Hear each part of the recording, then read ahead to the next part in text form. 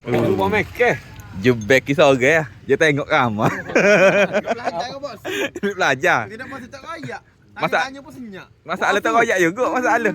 Tengok. Oh tengok. Coba. Aduh. Eh.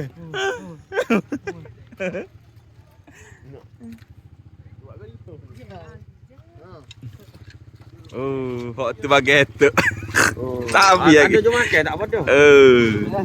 Oh, jangan kaya etuk habis dah. Pakai segera. Apa etuk boh kau etuk makan etuk dah. No, tengok ni orang buat. Oh. Pecah. Pecah orang. Ada bos satu.